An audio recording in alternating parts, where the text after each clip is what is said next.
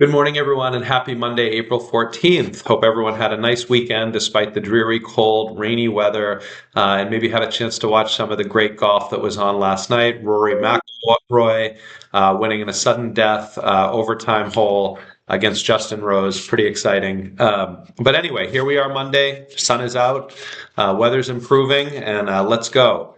So interest rates, we had a really volatile week last week, which I'll touch on here briefly on today's call. But let's first update you as to the current rates with 1 point, conforming loans, $806,000 loan amount or less. 30-year fixed is at 6.75, 20-year 6.49, 15-year 5.75. Jumbo, $807,000 loan amount or higher, 1 point, 30-year fixed, 6.5.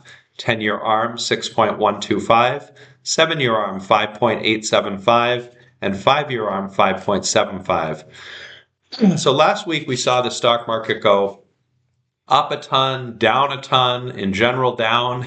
Interest rates got a little bit worse. The easiest way to explain it is the markets don't like tariffs. So when the administration talks about imposing tariffs, the way the market reacts is that prices are going higher, that's inflationary, and that rates are going to have to go higher. Stock market ends up tumbling. Then Trump comes out, says, I'm going to delay these tariffs for 90 days. Market goes up, what was it, like 8 to 10% on, I think it was last Wednesday. Interest rates got better. And then Thursday, we gave half of that back again and the market crashed. So again, we're in a very, very volatile market. I still think in the long run, interest rates are trending slowly lower, but it's up and down very much. And, we did see rates go up just a little bit, but I will say early this morning, trades are improving. So rates are starting to come back down.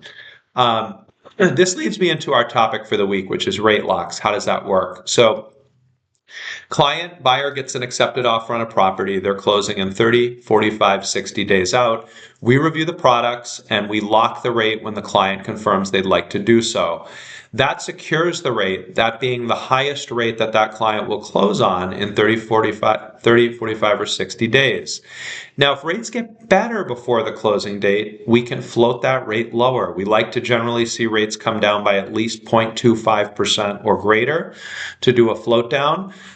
But know that rate lock protects the client against rates going higher, and then we can float it down. And then post-closing refinancing, we don't charge lender fees for the next 3 years.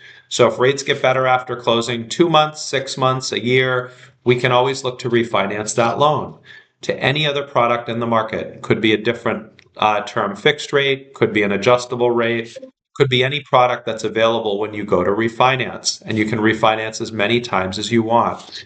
So, I think it's of note that, clients come and they tend to shop around a lot of different lenders. They might be checking 4 or 5 different lenders for the best rate.